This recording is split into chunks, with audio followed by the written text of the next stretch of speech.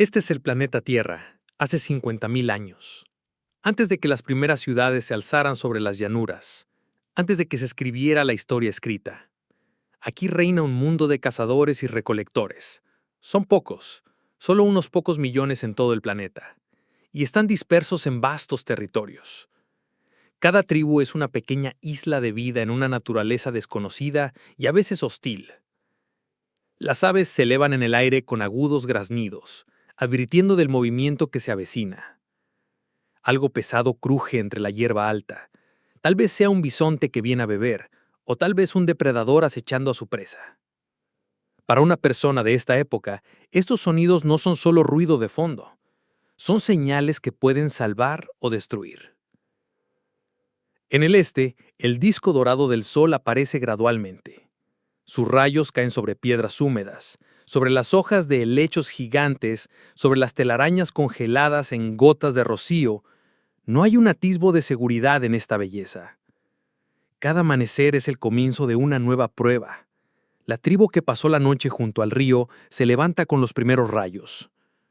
Los hombres revisan sus herramientas, las mujeres recogen raíces y bayas que encontraron ayer en cestas de mimbre. Los niños, aún somnolientos, se aferran a sus madres, pero ya están aprendiendo a observar a sus mayores. Tendrán que adoptar todas las habilidades para sobrevivir. El viento trae el olor a humo. El fuego no se apagó durante la noche. El fuego es el mayor aliado del hombre en estos tiempos. Calienta, ahuyenta a los animales, seca las pieles, cocina la carne transformándola de dura y cruda en suave y nutritiva. Pero incluso el fuego es un milagro frágil. Una vez que se apaga, hay que recorrer decenas de kilómetros para conseguir uno nuevo. Hace 50.000 años, el mundo estaba en movimiento. La edad de hielo a veces avanzaba, a veces retrocedía, cambiando el paisaje y el clima. Enormes campos de hielo rodeaban valles verdes llenos de vida. La gente migraba siguiendo manadas de mamuts, bisontes y caballos salvajes. Cada nueva parada es un riesgo. Nadie sabe si hay depredadores, ríos peligrosos o una tribu hostil dispuesta a luchar por territorios de caza. No existe el concepto de mañana en nuestra comprensión. Solo existe el hoy, el amanecer de hoy, la oportunidad de hoy de vivir un poco más. Este es un mundo donde todo se decide por la capacidad de escuchar, observar, recordar y actuar con rapidez. Aquí el hombre aún no es el amo del planeta. Es solo una de las especies que lucha por un lugar bajo el sol. Y es en este mundo áspero pero majestuoso donde comienza nuestra historia. Una historia en la que intentaremos seguir el camino del hombre antiguo, ver su mañana, sus miedos, sus alegrías, escuchar el crujido de la nieve bajo los pies, el susurro del viento entre los juncos, el canto de un pájaro en el cielo.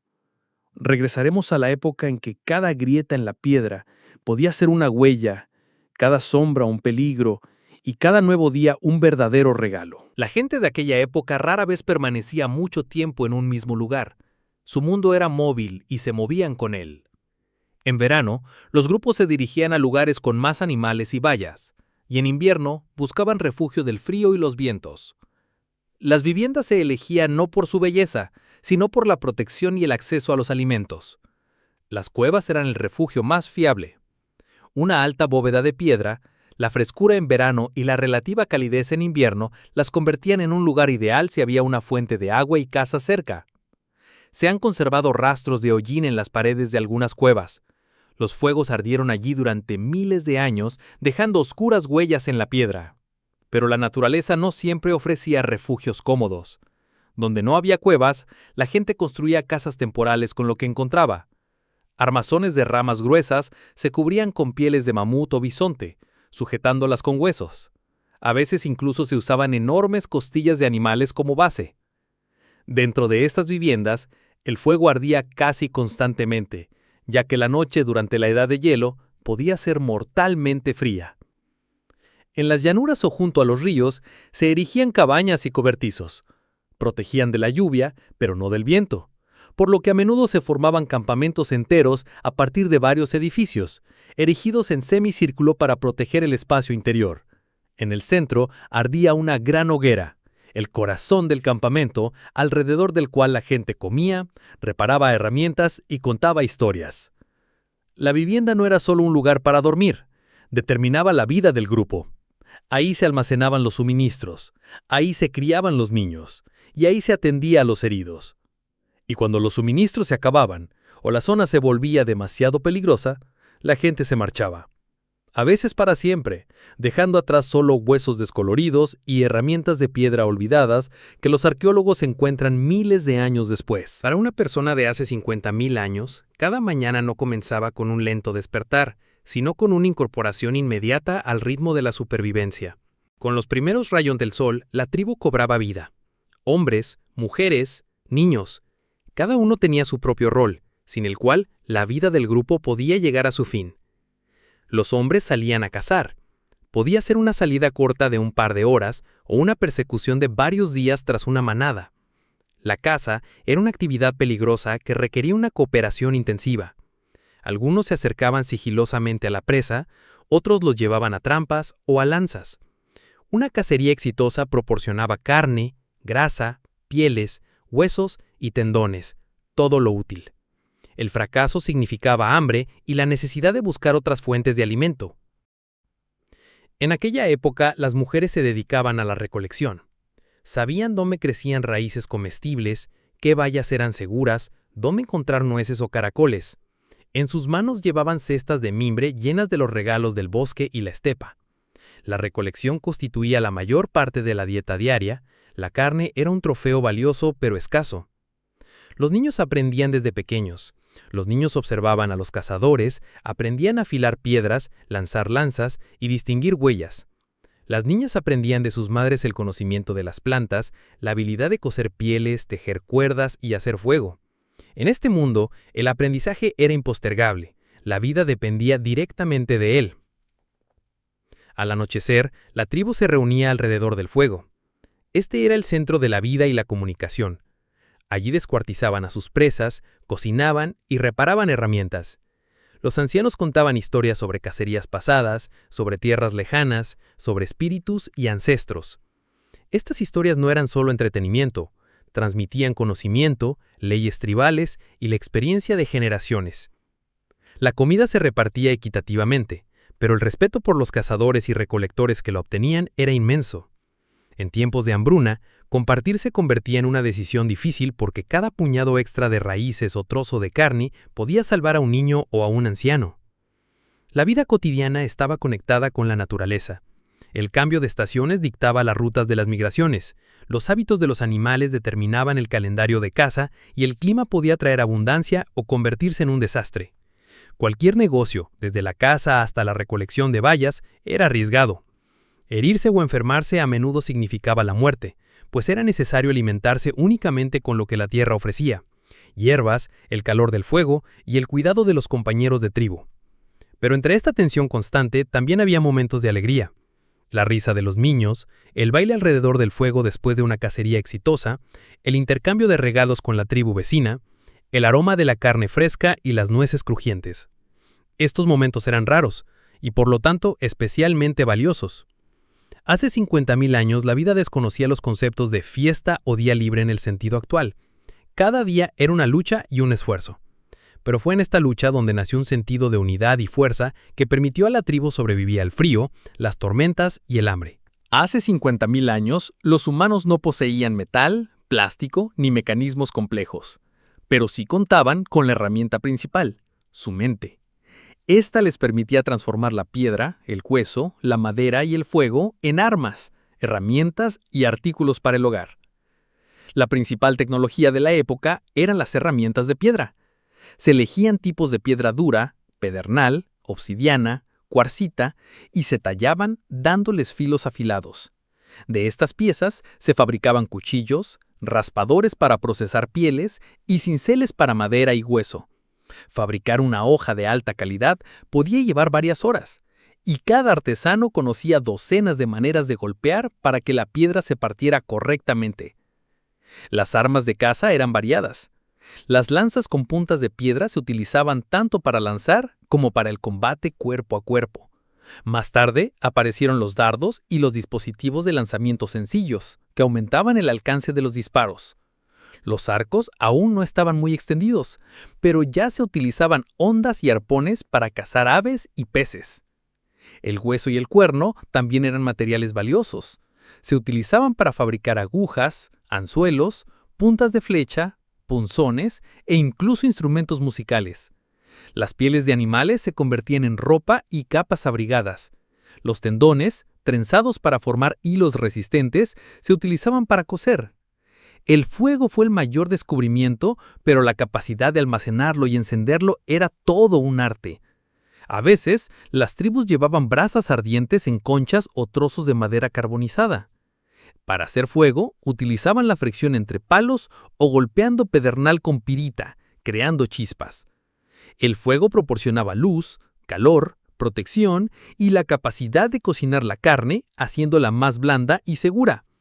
Para cocinar, utilizaban los recipientes más sencillos de piedra y arcilla, así como fosas en el suelo revestidas de piedras. Podían cocer carne y raíces en ellas, cubriéndolo todo con piedras calientes y llenándolo de tierra para que el calor durara horas. La gente ya creaba las primeras joyas y amuletos.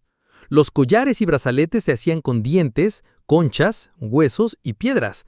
Podían tener un valor tanto estético como mágico, ser amuletos o símbolos de estatus.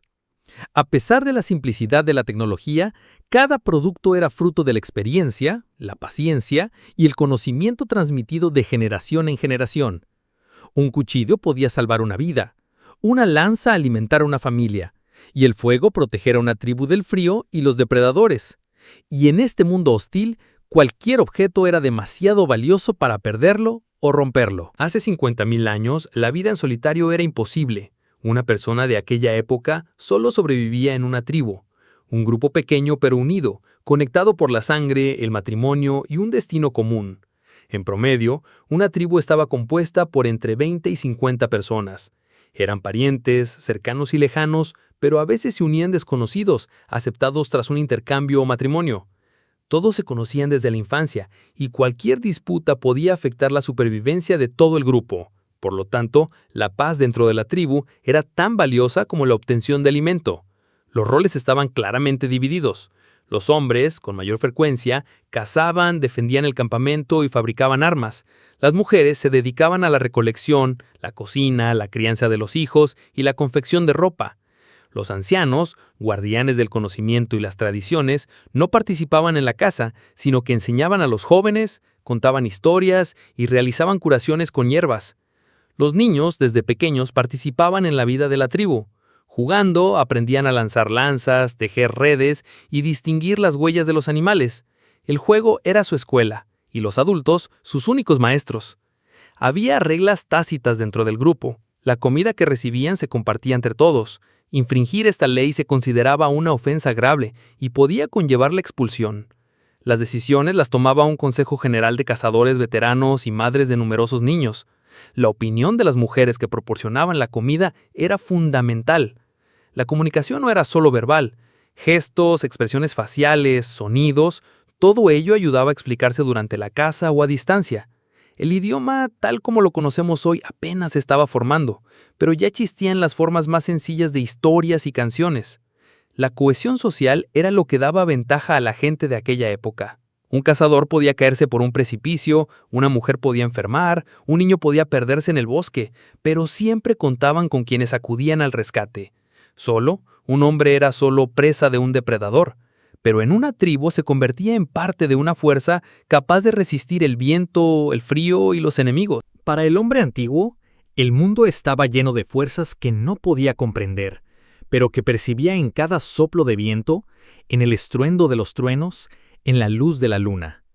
Estas fuerzas debían ser respetadas, propiciadas y solicitadas. Así nació la fe. Algunos de los primeros espíritus en los que la gente creía eran los espíritus de los animales. Agradecían al animal muerto, sus huesos se apilaban de una manera especial, el cráneo se decoraba y la carne se dividía para no ofender el alma de la criatura. Se creía que, Si no se hacía esto, la suerte en la casa abandonaría a la tribu. El fuego también era objeto de culto. Se protegía del viento, se alimentaba con ramas secas y se vigilaba para que no se apagara. El fuego no era solo calor, estaba vivo, como un miembro de la tribu. La muerte de un miembro de la tribu se acompañaba de rituales. El difunto era enterrado en posición de dormir, a veces con sus herramientas y joyas, para que pudiera continuar su viaje al otro mundo. La tumba podía decorarse con ocre, símbolo de sangre y vida. Esta costumbre indicaba que la gente ya pensaba en la existencia después de la muerte. La fe también se reflejaba en los dibujos. Imágenes de animales, escenas de caza y figuras misteriosas aparecían en las paredes de las cuevas. Quizás se trataba de súplicas a los espíritus o recuerdos de grandes acontecimientos. Estas pinturas no solo eran arte, sino también parte de la magia. También existían rituales asociados con la madurez. Un joven podía recibir su primera arma tras una cacería exitosa. Una niña, una decoración especial cuando se convertía en mujer. Estos rituales enfatizaban la importancia del momento y otorgaban a la persona un nuevo lugar en la tribu. El mundo del hombre antiguo estaba estrechamente ligado al misticismo. Veía en la naturaleza no solo árboles y piedras, sino también espíritus que podían ayudar o dañar. Esta creencia daba sentido a la vida y llenaba cada día de una sensación de conexión con algo más grande que la propia tribu. En las tribus antiguas, mucho antes del surgimiento de las ciudades y los estados, la vida humana estaba estrechamente entrelazada con la estructura de la comunidad. Todos conocían su rol, y no solo su destino personal, sino también la supervivencia de los demás dependía de cumplirlo. En tales circunstancias, no había personas al azar ni superfluas. Incluso los más débiles podían ser útiles, transmitiendo conocimientos, cuidando niños, procesando pieles o fabricando herramientas. En el centro de la vida tribal se encontraba el jefe, una figura que combinaba sabiduría, experiencia y capacidad de decisión. No siempre era la persona físicamente más fuerte, sino quien sabía dirigir a los demás, mantener la paz dentro del grupo y guiar al pueblo en tiempos difíciles. Su palabra tenía peso, y aunque no existían leyes formales, la autoridad del jefe era casi indiscutible. A veces el poder pasaba de padre a hijo, pero a menudo el jefe era elegido entre los ancianos, en función de sus méritos. Junto al líder solía haber un chamán o curandero, una persona que poseía conocimientos sobre hierbas y enfermedades y, según la creencia de los antiguos, sabía comunicarse con los espíritus. Era médico, consejero y guía entre el mundo de las personas y el mundo de lo invisible. Los chamanes solían tener un estatus especial, eran temidos, respetados y a veces incluso evitados en la vida cotidiana, pues se creía que podían ver lo inaccesible para otros. Los cazadores eran la base de la supervivencia. Salían durante muchos días, rastreando presas, conociendo los hábitos de los animales, recorriendo bosques y estepas sin mapas ni brújulas. Eran respetados por su valentía y habilidad, pues eran ellos quienes traían carne, pieles y huesos con los que fabricaban armas y ropa. Una cacería fallida podía costar a la tribu días de hambre, y una exitosa podía proporcionar meses de vida bien alimentada. Las mujeres de la tribu no solo se dedicaban al cuidado de los niños y a la preparación de la comida, recolectaban plantas comestibles, nueces, bayas, hilaban tilas con tendones y fibras vegetales, cosían ropa y fabricaban vasijas de barro. Su trabajo era constante y su contribución vital. Sin su capacidad para abrigarse y preparar provisiones, la tribu no habría podido sobrevivir el invierno. Los niños se integraban a la vida cotidiana desde pequeños. Los niños aprendían de sus padres a cazar y fabricar armas, mientras que las niñas aprendían cocina y artesanía de sus madres. La educación era oral. Los ancianos contaban historias, mostraban cómo fabricar los objetos necesarios y las repetían una y otra vez hasta que el niño dominaba la habilidad. Los ancianos son los guardianes de la memoria. No participaban en las cacerías, pero conocían el pasado de la tribu. Recordaban antiguas rutas, lugares peligrosos, leyendas y costumbres. Su palabra tenía un significado especial, pues se basaba en décadas de experiencia. En tiempos difíciles eran los ancianos quienes indicaban dónde ir a buscar agua o cuándo comenzar a trasladarse a nuevas tierras. Existía interdependencia dentro de la tribu. Todos sabían que si fracasaban, todos sufrirían, pero esta misma dependencia creaba fuertes vínculos y las personas se sentían parte de un todo. Comían de provisiones comunes, compartían la piel del animal cazado y se defendían juntos de enemigos y depredadores. En tal estructura no había cabida para el egoísmo en el sentido habitual. La tribu era el mundo mismo, y fuera de ella, una persona perecería casi con seguridad. El mundo del hombre antiguo estaba lleno de misterios. Truenos, relámpagos, el cambio de estaciones, el nacimiento y la muerte, todo parecía ser una manifestación de la voluntad de fuerzas invisibles. La gente carecía de explicaciones científicas, pero sentían que el mundo estaba vivo y lleno de espíritus. Los rituales ocupaban un lugar importante en la vida de la tribu.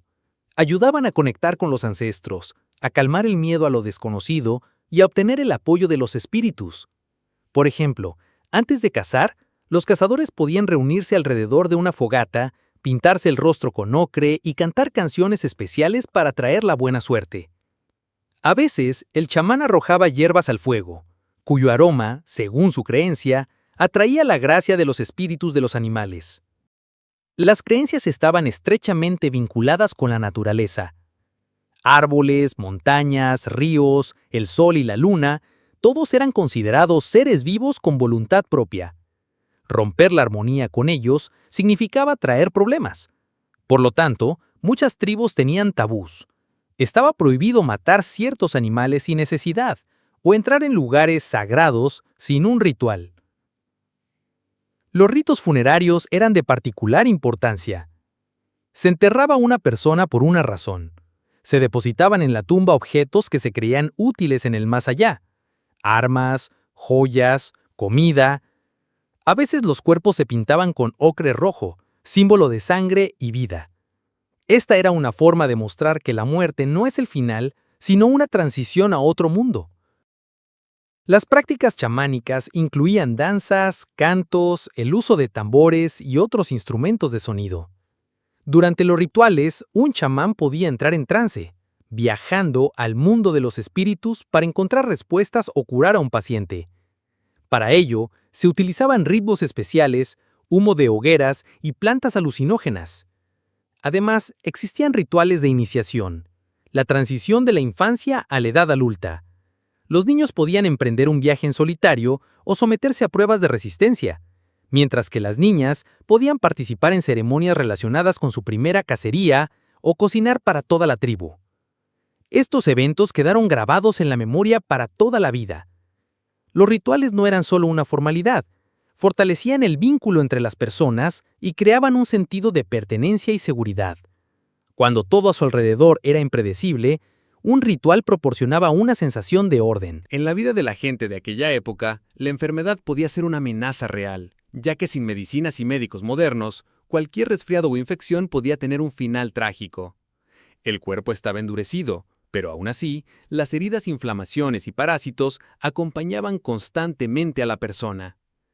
Especialmente peligrosas eran las heridas recibidas durante la caza, cortes profundos, mordeduras de animales, fracturas. Incluso una pequeña astilla, si supuraba, podía causar la muerte. La gente observaba la naturaleza y adoptaba la experiencia curativa de los animales. Si un animal comía cierta hierba después de una enfermedad, una persona también podía probarla. Así, el conocimiento sobre las plantas medicinales se fue acumulando gradualmente. Por ejemplo, las hojas de algunas plantas se aplicaban a las heridas para detener el sangrado, y la corteza de los árboles se masticaba para aliviar el dolor de muelas.